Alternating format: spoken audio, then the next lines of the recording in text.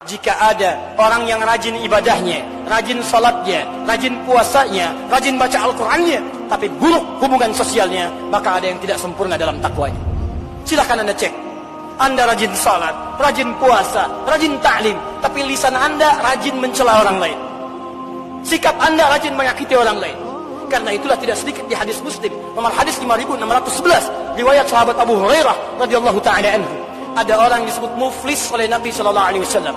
Bahkan rajin salatnya, rajin puasanya, rajin hajinya, tapi maaf, rajin mencela orang lain, rajin menyakiti orang lain, rajin berselisih, rajin menumpahkan darah. Tukhadhu hadha min hasanati wa hadha min hasanati. Ditukar ibadahnya dengan segala keburukannya.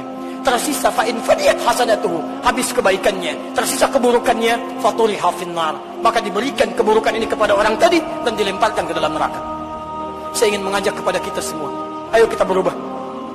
Ayo kita kembali menghadirkan takwa dalam kehidupan.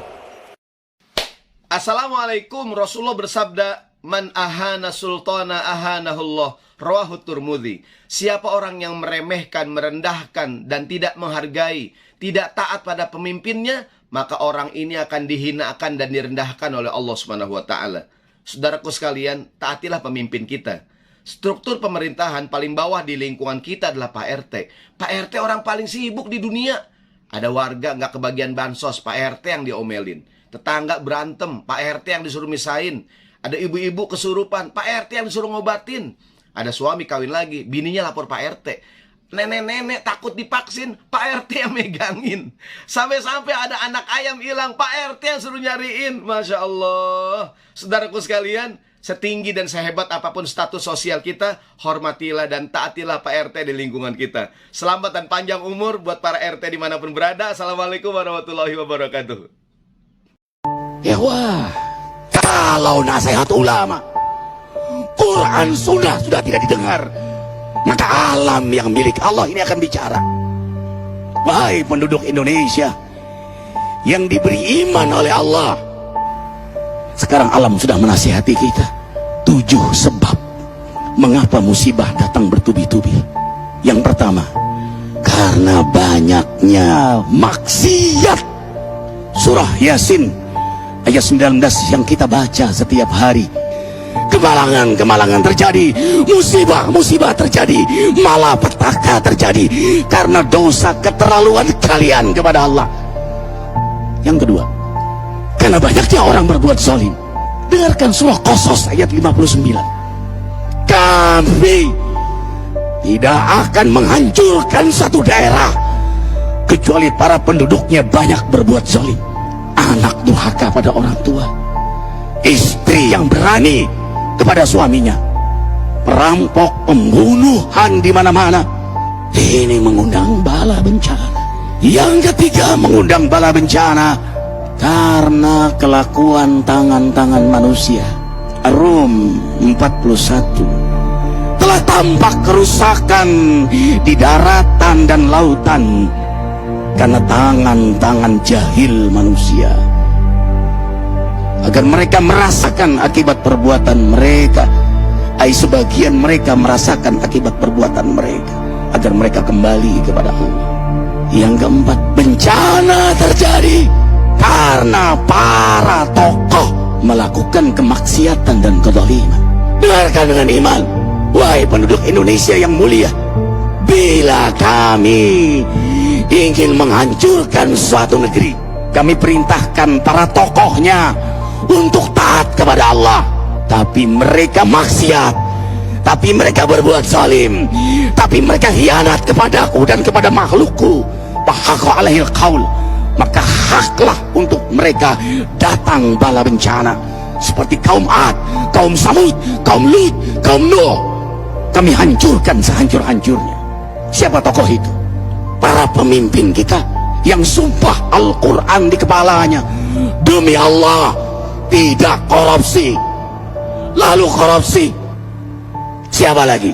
Hartawan, orang-orang kaya yang dengan harta berpoya-poya, sombong, maksiat dengan kekayaannya di tengah orang yang banyak menderita. Siapa lagi? Ulama yang menjual ayat-ayat Allah dengan murah. Subhanallah. Yang kelima, Mengapa bala bencana terjadi? Karena orang-orang soleh, orang-orang baik diam melihat kemaksiatan dan kemungkaran. Surah Al-Anfal ayat 25. Takutlah kalian dengan musibah yang tidak hanya menimpa orang yang maksiat, orang yang berbuat zalim, tapi juga kalian orang-orang soleh. Maka masa bodoh dengan kemaksiatan bukanlah sikap seorang mukmin.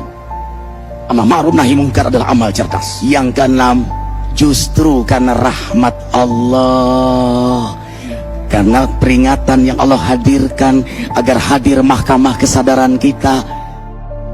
Ikhwah, dengarkan dengan iman surah Al-Baqarah ayat 155, 156, 157. Kami pasti uji kalian dengan sesuatu yang membuat kalian takut lapar, takut miskin, takut kematian. Tapi kabarkan berita gembira bagi hamba Allah yang sabar dari semua ujiannya, yang mereka berkata, sesungguhnya kami milik Allah dan sesungguhnya kami akan kembali kepada Allah. Yang terakhir, yang ketujuh, ada yang nanya, bagaimana yang maksiat yang selamat? Tenang-tenang saja. Yang berbuat zalim malah sukses. Di mana keadilannya? Allah Maha Adil. Dengarkan surah Hud ayat 15-16. Barang siapa mencari kesenangan dunia, lalu dia menghalalkan semua cara, apa kata Allah? Kami beri, tapi di akhirat tidak mendapatkan secuil pun kenikmatan, malah nikmat di dunianya menjadi bahan bakar azab untuk dirinya. Itulah istidrat. Lalu apa sikap kita sekarang? Orang beriman menjadikan peristiwa apapun sebagai jalan untuk mendekatkan dirinya kepada Allah.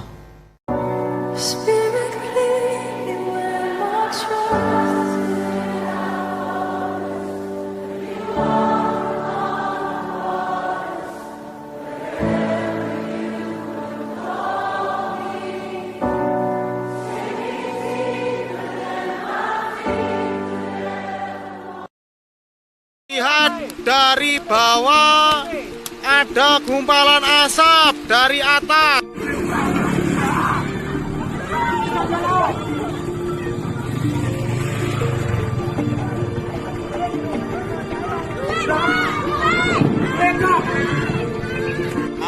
Lava euy.